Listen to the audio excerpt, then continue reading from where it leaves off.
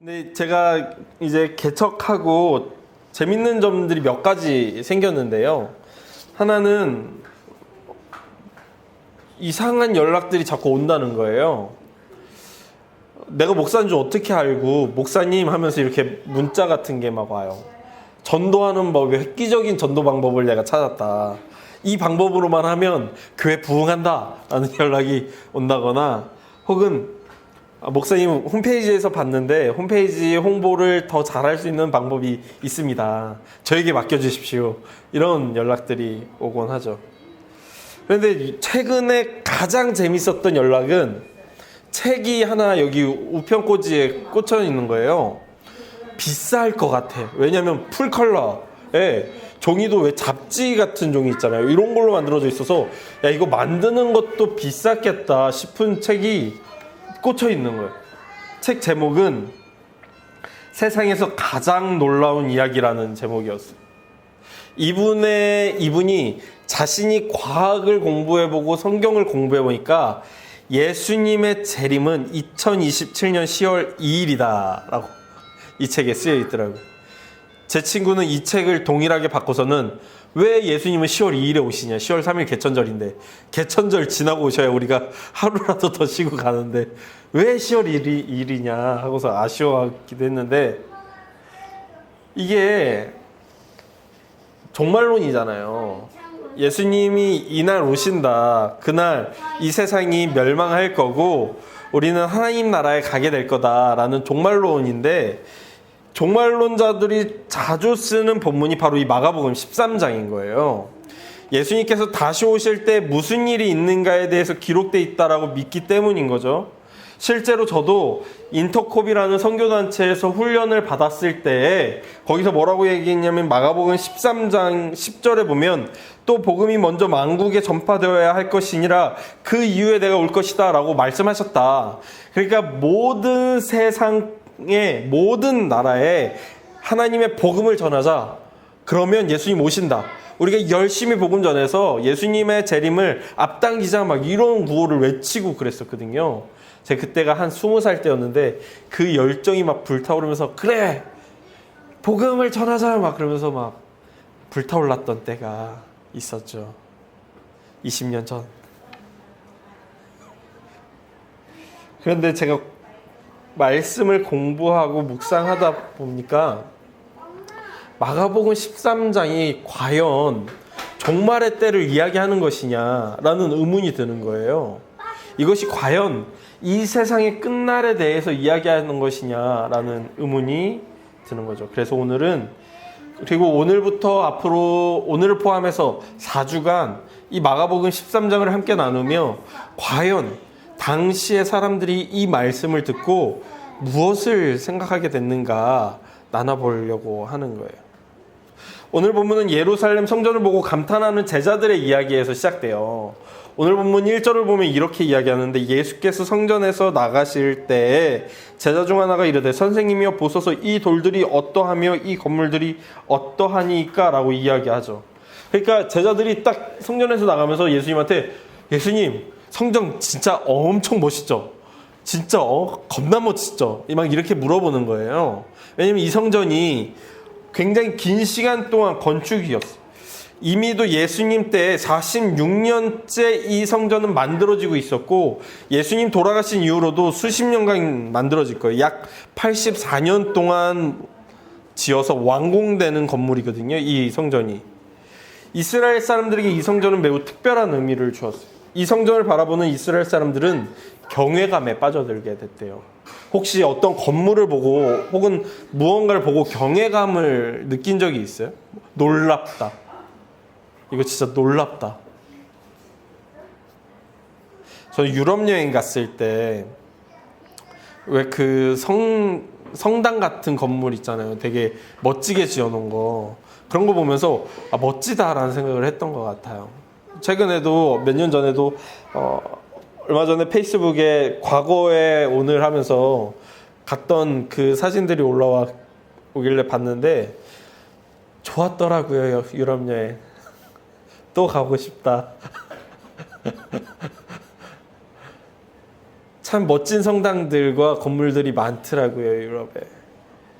얼마 전에는 제가 계양산에 올라간 적이 있는데 그 계양산의 초입에 보면 계양산은 애초에 시작이 매우 높은 데서 시작해가지고요. 조금만 올라가도 인천 시내가 이렇게 되게 훤히 보여요. 근데 굉장히 큰 건물들이 많이 있는 걸 보면서 멋지다. 저기에 참 내 집이 어디 있나 하고 바라보기도 했었죠.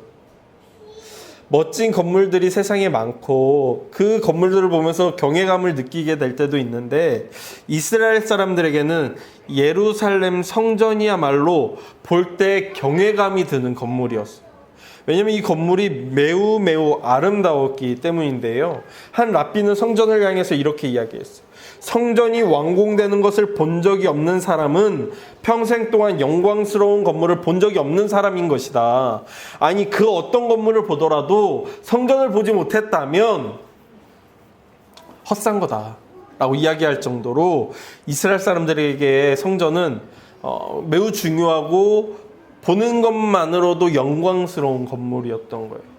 요세푸스라는 사람의 기록에 따르면요, 이 건물이 얼마나 놀라웠는지 정면에서 보는 성전의 외양은 사람들의 마음이나 눈을 놀라게 하기에 충분했다. 그것의 모든 지붕은 엄청난 무게의 금판으로 덮여 있었다. 그리하여 태양이 떠오르자 매우 번쩍이는 광채를 반사했고 그것을 바라보는 사람들은 마치 태양광선 자체를 볼 때 행동하는 것처럼 눈을 다른 곳으로 돌려야 했다라고 기록하고 있는 거예요. 그러니까 성전의 지붕이 이 사람들이 금으로 도배해버린 거예요. 제가 20년 전에 티벳이라는 나라를 가본 적이 있거든요. 이 티벳에 가면 불교 불교 뭐라고 하죠? 절이라고 하지. 절이 있잖아요. 이 불교 절도 역사가 깊은 데는 지붕을 금으로 씌워놨어요. 노래. 그래서 그 절을 지키는 사람들이 굉장히 많아요. 왜? 도둑들이 와가지고 지붕 뜯어갈까봐. 야, 이거 지붕 뜯어가면 어떡해요? 그거 다 돈인데. 그래서 가서 저는 이제 실제로 봤잖아요. 금 지붕을. 갖고 싶어. 좋아. 금 지붕이니까 얼마나 좋겠어요. 심지어 이 예루살렘 성전은 그 기반이 되는 돌들도요, 그냥 아무 돌이나 쓰지 않았어요. 굉장히 큰 돌을 가져다가 깎아다 썼는데 그 하나의 돌이 큰 거는 길이가 45규빗, 높이가 5규빗, 너비가 6규빗이었대요. 이게 그 요세푸스라는 사람이 쓴 글이기 때문에 규빗이라고 표현했는데 우리 시대 단위로 환산한다면 길이는 약 20m, 높이는 2m, 너비는 3m 정도 되는 거예요. 어마어마한 돌을 갖다가 놓고서 쌓아놓은 거죠. 이게 우리 시대 사람들이 보기엔 겨우 그만한 걸로 놀랄만한가라고 생각할 수도 있지만 고대 사람들이 보기엔 그들의 기술력으로는 너무 놀라운 거예요. 그 건물이. 그래서 이스라엘 사람들은 예루살렘 성전을 보면 그 거대함에, 그 찬란함에, 그 부유함에 놀라고 감탄하고 압도되게 되는 거죠. 와, 이거 어떻게 만든 거지? 라는 생각을 자연스럽게 하게 되는 거예요. 더욱이 유대인들에게 성전은 단순히 거대함만으로 의미 있는 게 아니죠. 성전, 거룩한 집이라는 뜻인 거잖아요. 왜 거룩하겠어요? 하나님이 그곳에 임재하고 있기 때문인 거죠. 이스라엘 사람들에게 그곳은 하나님의 집이었어요. 그래서 그곳에 들어가는 사람은 안정감마저 느끼게 됐어요. 하나님이 이렇게 아름다운 집을 버리시겠느냐? 그러니 우리는 안전하다라는 생각을 하게 되는 거죠. 그러니까 오늘 본문에 나오는 제자들은 성전이 가지고 있는 그 거대함과 아름다움에 감탄하고 있고 하나님의 전에 내가 들어갔다라는 안정감을 동시에 느끼면서 예수님에게 예수님 이 성전 보십시오. 얼마나 놀랍습니까? 라고 이야기하고 있는 거죠. 더더군다나 제자들은 지금 막 기대에 차 있잖아요. 조금만 있으면 우리 예수님께서 이 나라의 왕이 되셔서 이 예루살렘에서 이 나라를 다스리실 때에 우리가 이 수도 예루살렘에서 장관으로 다스리겠구나 라는 생각 가운데 들떠 있거든요. 그런 제자들의 모습이 마치 하나님을 경험하는 것처럼 보이고 있죠. 근데 이게 왜 나쁜 것이겠어요? 나쁠 게 없죠. 제가 어려서 읽었던 오정현 목사님의 책인 열정의 비전 메이커라는 책에는 이분이 개척했던 남가주 사랑의 교회에서 있었던 일이 기록되어 있는데 그 한 대목에 이렇게 쓰여 있었어요. 자신이 개척을 하고 하나님께 간구했던 게 하나님 성가대 100명 되게 해주세요라는 거였다는 거예요. 왜냐하면 성가대가 100명은 돼야 뭔가 이 성가가 굉장히 멋지다고 하더라고요. 난 성가대 100명 되는 교회를 가본 적이 없어가지고 그게 얼마나 놀라운 건지 잘 모르겠는데 되게 멋지대요. 그러니까 이게 뭔가 그 사람이 주는 에너지와 거룩함이 있듯이 예배당에서 예배 드릴 때 그 순서나 그 찬양이나 어떤 그 모든 구조들이 하나님을 드러내기 위해서 구조된 것들이 얼마나 많냐고요. 왜 유럽 여행 가보셨잖아요. 다들 한 번쯤은 가보셨잖아요. 누구나 한 번쯤은 유럽 여행 가보는 거 아닌가? 그 유럽 여행에 가보면 성당에 기둥들이 막 있고 어떤 성당은 어떤 교회는 강대상이 앞에 있지 않고 그 기둥에 계단이 이렇게 둘러싸가지고 이렇게 사람이 설 수 있는 중간쯤에 있는 걸 볼 수가 있어요. 거기는 왜 그런 거냐면 설교자가 그 계단을 타고 그 기둥으로 올라가서 거기서 설교를 하는 거예요. 설교자가 그냥 이렇게 강대상에서 설교하는 게 아니라 그 기둥 위에 올라가서 설교를 하는 거예요. 왜? 하나님의 말씀은 땅에서 선포되어지는 것이 아니라 하늘에서 선포되어져야 하는 거기 때문에 기둥 중간쯤을 올라가서 하나님의 말씀입니다라고 외치면서 선포하는 거예요.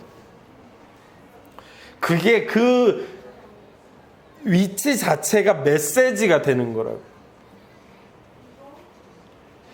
교회를 건축할 때 요즘 건축하는 목사님들이 교회 예배당을 얼마나 세심하게 건축하시는지 몰라요. 예배당 구조도, 예배당의 좌석도, 예배당에서 설교하는 이 강대상도 하나의 메시지가 될 수 있도록 구조하고 건축하신다. 이게 왜 나쁜 거겠어요? 성도님들에게 하나님을 더 잘 경험할 수 있도록, 하나님을 더 잘 느낄 수 있도록, 하나님께 예배드리는데 온전히 집중할 수 있도록 건축하는 게 왜 나쁜 것이겠냐고요. 예루살렘 성전도 그 성전 자체가 가지고 있는 의미뿐만이 아니라 그 성전에 압도되어서 경외를 느끼며 하나님을 느낄 수 있게 하는 이것들이 그 자체가 왜 나쁘겠냐고요. 문제는 건축의 방식이나 건축의 방법이나 인테리어에 어떤 의미를 담았느냐가 문제가 아니라 항상 문제는 그렇듯이 사람에게 있는 거죠. 문제는 언제나 사람에게 있어요. 예수님께서는 성전을 바라보며 그 거대함과 그 부유함과 그 이미지가 주는 안정감에 휩싸인 제자들에게 2절처럼 말씀하시죠. 오늘 본문 2절은 이렇게 이야기합니다. 예수께서 이르시되 내가 이 큰 건물들을 보느냐 돌 하나도 돌 위에 남지 않고 다 무너뜨려지리라 하시니라. 아멘. 즉 심판을 선포하시는 거예요. 왜요? 제자들이 보기에 이스라엘 성전만큼 하나님의 임재를 보여주는 것이 없지만, 성전만큼 경외감을 주는 건물이 없지만, 성전만큼 부요함을 보여주는 것도 없지만 결국 그곳에 하나님이 거하지 않으시기 때문입니다.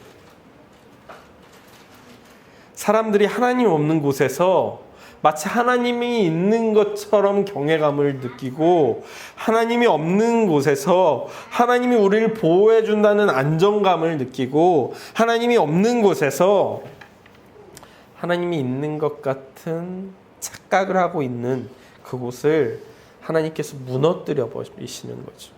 하나님이 심판하시는 거예요. 그러니까 예배당이 아무리 휘황찬란해도 그곳에 하나님이 임재해 계시지 않는다면 하나님이 그곳을 무너뜨리시는 거예요.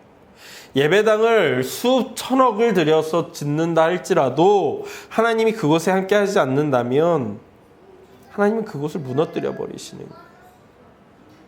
사람들은 굉장히 큰 건물에 들어갈 때 경외감을 느끼고 그 큰 건물에 들어가는 것만으로도 마치 자신이 하나님을 예배한 것 같은 느낌을 받지만 그 느낌이 정말 하나님을 예배했다라는 확신을 줄 수는 없다라는.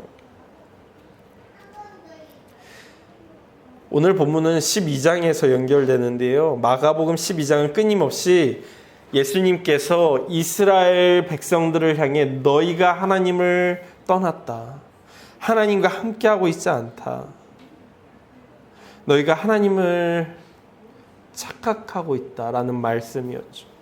그 결론으로서 예수님께서 이 성전 무너질 것이다라고 13장 1절부터 해서 계속해서 이야기하시는 거예요.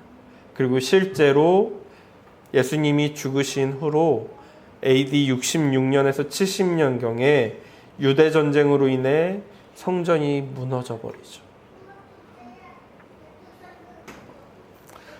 그때 랍비들은 그 원인을 로마에 주지 않고요. 우리가 하나님께 죄를 지었습니다 라고 이야기해요.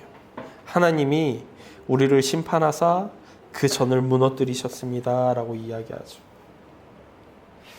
유대 백성들은 하나님의 선민이라고 스스로 여겼고 그들은 긴 시간 어디에서도 보기 힘든 건물을 지었고 그 건물이 하나님의 집이라고 여겼고 그 건물에 대단한 의미를 부여했으나 하나님이 보시기에 그 건물이 나타내는 것은 아무것도 없었던 거예요.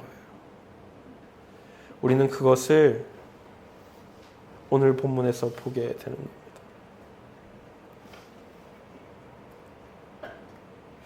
그런데 이 심판의 메시지가 그러니까 66년에서 70년경을 나타내고 있다라는 거죠. 유대 전쟁, 예루살렘의 멸망. 이것이 초대교회 성도들의 귀에 들려왔을 때에 의미가 있어요. 66년에서 70년경 제가 반복해서 이야기하는 이때 전쟁이 일어났잖아요. 이때 왜 전쟁이 일어났냐면 대제사장 엘르아살이라는 사람이 이제는 로마 황제를 위해 제사를 드리지 않겠다라고 이야기하고 로마 정부에게 반란을 일으킨 거예요. 근데 로마는 이걸 지켜보지 않거든요. 강한 군사를 보내서 전쟁을 일으키는 거예요.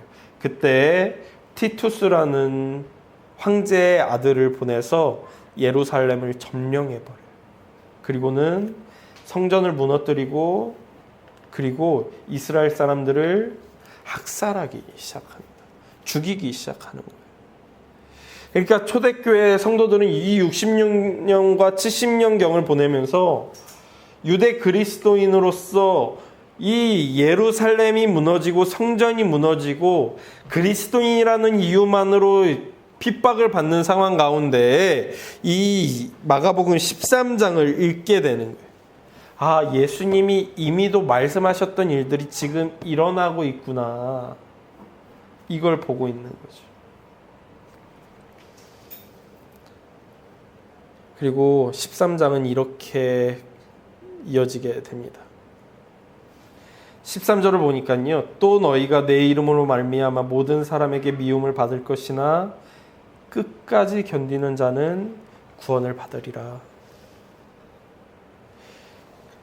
마가복음의 첫 독자들은 그들이 그렇게도 거룩하게 여겼던 예루살렘과 그 성전이 무너지는 것을 보고 그리스도인이라는 이유만으로 로마의 정권에 끌려가서 죽임당하고 있을 때에 이 13장을 읽으며 예수님이 말씀하셨던 때가 지금이구나. 그러니 끝까지 견디는 자는 그러나 구원하시겠구나. 그 언약이 지금 우리 삶에 일어나고 있구나라는 것을 보고 있다는 것이죠. 즉 13장은 예수님의 제자들이 눈에 보이는 감각적 건물에 취해 하나님의 임재를 찾을 때에 예수님께서는 그들에게 오히려 하나님의 심판을 이야기하신다는 것. 마가복음을 처음 받아든 성도들이 예수님의 예언이 성취되는 것을 보며 두려워 떨 때에 예수님께서는 인내하며 깨어 기다리라 명하셨다는 것. 결국 그 끝에 구원이 있음을 가르치고 있다는 것을 보여주고 있습니다. 그렇다면 우리 시대의 이 마가복음 13장은 어떤 의미가 있는가? 참 많은 마가복음 13장을 잘못 이해한 이들이 이것이 종말의 때 일어날 일이라고 여기며 사람들에게 겁을 주고 있는데 그렇지 않다라는 거예요. 이 마가복음 13장에서 매우 중요한 포인트 중에 하나는 예수님께서 심판을 예언하실 때에 예레미야 7장 11절을 인용해서 예언하셨다라는 거예요. 이게 왜 의미가 있냐면 구약 선지자들은 예언을 할 때 우리가 가지고 있는 예언과는 다른 이미지를 가지고 있기 때문이에요. 여러분, 우리가 가지고 있는 예언은 어떤 이미지를 가지고 있죠? 내일 11시에 동쪽으로 50m만 가면 귀인을 만나게 될 거다. 어젯밤 내가 돼지 꿈을 꾸었는데 로또를 사야 되겠다. 이거 1등 꿈이다. 이런 거 아니에요? 저기 그 뭐 무당집 가가지고 저기 저희 아들이 어떻게 이번에 취업을 할까요? 어떻게 대학은 좋은 데 갈까요? 이런 거 물어보는 거. 그래가지고 귀신 들린 사람들이 막 내 미래를 점 찍어주는 거 이런 거 아니냐고요. 그래서 제가 한 번은 어떤 일이 있었냐면 제 친구 어머니가 미래를 보는 목사님을 자꾸 만난다는 거예요. 그래서 제 친구가 이 목사가 이단인 것 같은데 네가 한번 같이 만나달라고 해가지고 난 이단 잘 모르는데 내 친구가 그렇게 간절하게 얘기하니까 내가 어떡하겠어. 그래서 갔죠. 근데 갈 때 어떤 마음이 드냐면 무서운 거예요. 내 미래를 보면 어떡하나.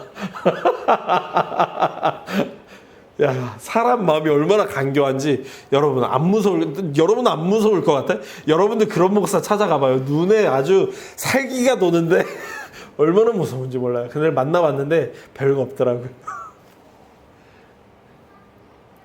우리는 예언이라는 것을 그렇게 생각하잖아요. 내 미래를 점 찍어주는 것.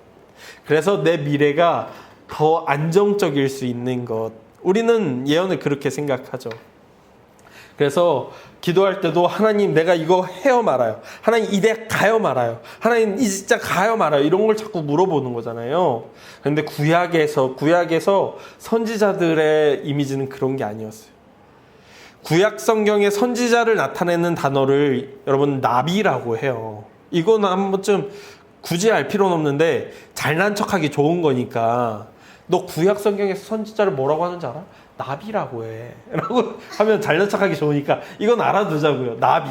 이렇게 날아다니는 나비 말고 그냥 그 나비라는 단어가 우리말로 번역될 때 선지자라는 의미를 갖게 되는 거예요. 근데 이 나비가 사용된 선지자들이 주로 이사야나 예레미야, 호세아, 요엘, 아모스 같은 사람들인데 이 나비라는 단어는 어원이 나부라는 단어에서 왔어요. 이 뜻은 부르다라는 뜻이에요. 그러니까 나비는 미래를 아는 사람, 미래를 점지해주는 사람이 아니라 부르심받은 사람이라는 뜻에 더 가까워요. 무당보다는 하나님께 부름받았다는 사람에 더 가깝다고요. 그래서 선지자들의 역할은 무엇이냐? 토라와 연관되어 있는 거예요. 토라. 뭔지 잘 모르죠. 이것도 잘난 척하기 좋으니까 외워두자고요. 모세가 쓴 5권의 성경을 한 단어로 표현할 때 토라라고 표현해요. 창세기, 출애굽기, 레위기, 민수기, 신명기 이 5권의 책을. 왜 신명기에 보면 모세가 이스라엘 사람들을 모아놓고 한 2부류로 나눠요. 그리고 한 부류는 에발산에, 한 부류는 그리심산에 서게 하죠.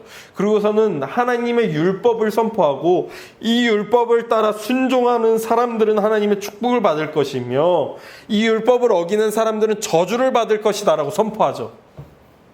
선지자의 역할은 이건 거예요. 모세오경, 즉 토라에 기록된 대로 우리 시대 사람들이 살고 있는가 분별한 후에 순종하고 있으면 축복을 선포하고 순종하지 않고 있으면 심판을 선포하는 것. 이게 구약 성경이 이야기하는 선지자의 역할인 거예요. 선지자들은 그러니까 무당처럼 하나님 심판하시겠다, 우리나라 멸망하겠다가 아니라 이렇게 살면 하나님이 멸망시킬 거라고 모세오경에 기록되어 있었는데, 이러다가 우리나라 망하겠는데 라고 분별하면서 심판을 선포하는 거라고. 마가복음 13장도 똑같은 거예요. 그러니까 예수님께서 이 토라를 기준으로 이스라엘을 바라보신 후에 이스라엘 하나님께서 심판하시겠다 라고 말씀하는 게 기록된 게 마가복음 13장에 기록되어 있는 거라고요. 성경이 말하는 예언은 다른 게 아니에요. 성경이 말하는 예언은 하나님 말씀에 순종하면 축복받고 순종하지 않으면 심판받는다.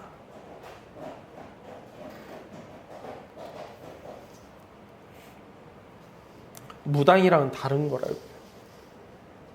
철저하게 말씀을 중심으로 삶을 구분하는 것이 성경이 말하는 선지, 성경이 말하는 예언, 성경이 말하는 축복과 저주인 것이죠.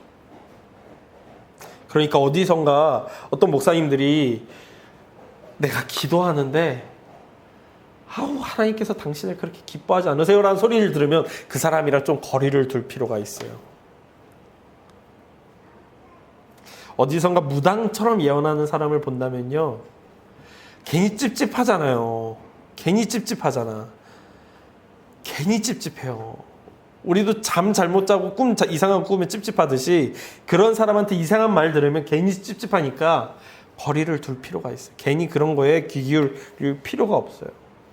이런 신앙을 가지고 살아갈 때 유익이 있어요. 왜냐하면 이런 신앙은 누군가의 말에 혹은 꿈에 혹은 무당 같은 사람의 예언에 좌지우지 될 필요가 없어요. 오직 하나님의 말씀이 나의 삶에 무엇을 말씀하시는가에만 집중하면 되거든요.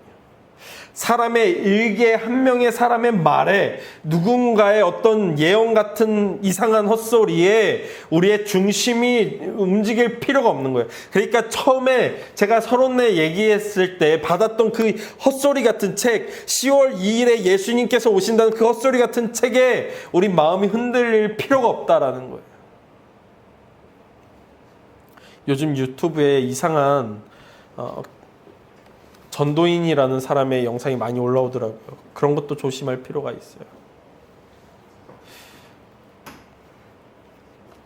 그리고 이런 신앙을 가지고 가면요, 미래에 대한 두려움이 조금은 완화돼요. 왜? 미래는 내가 결정할 수 있는 것이 아니지만 그저 나는 오늘 하나님의 말씀에 순종하며 살아가면 된다는 그것만이 우리에게 남아있기 때문인 것이죠. 그래서 마가복음 13장의 결론이라면 결론은 그저 오늘을 인내하며 끝까지 견디는 신앙을 가지고 살아가면 된다는 것입니다. 주변에서 아무리 이상한 소리가 들려와도 귀 기울일 필요가 없어요. 주변에서 종말의 때가 왔다고 누가 소리를 지르든 말든 신경 쓸 필요가 없어요. 주변에서 누군가 너 이렇게 살아야 돼, 저렇게 살아야 돼, 이상한 충고를 한들 관심을 둘 필요가 없어요. 왜? 우리의 삶의 기준은 오직 하나님의 말씀 그곳 하나에 있기 때문입니다.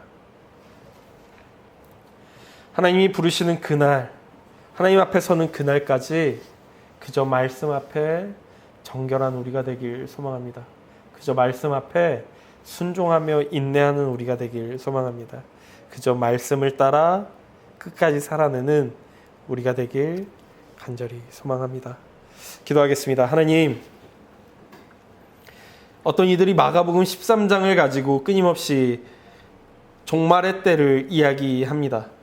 그러나 마가복음 13장은 이미 AD 66년에서 70년경 유대 전쟁 가운데 이루어졌고 예수님께서 예언하셨던 그 일들은 일어났으며 하나님의 심판은 이스라엘을 치셨고 그 성전을 무너뜨리셨습니다.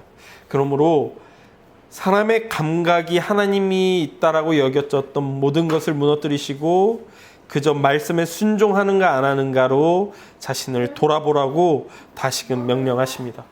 오늘 이 시대 역시도 수많은 사람들이 하나님이 저기에 있다, 하나님이 여기에 있다, 하나님의 심판의 때가 곧 올 것이다, 예수 그리스도의 재림의 때가 몇 월, 몇 년, 몇 월, 며칠에 있을 것이다 우리에게 말하며 우리의 마음을 흔들며 우리를 겁나게 하며 우리로 찝찝하게 만들고자 애쓰지만 거기에 우리의 마음을 두지 않고 우리의 마음을 그저 말씀에 두며 말씀에 순종하는 데에 집중하도록 하겠습니다. 그렇게 살다 보면 자연스럽게 가는 곳이 하나님의 나라이겠죠. 오늘도 내일도 하나님이 부르시는 그날까지 언제까지나 하나님 앞에 인내하며 끝까지 충성하는 우리가 되기를 소망하며 예수님의 이름으로 기도했습니다. 지금은 그리스도 예수를 보내사 예수를 믿는 모든 이를 구원하도록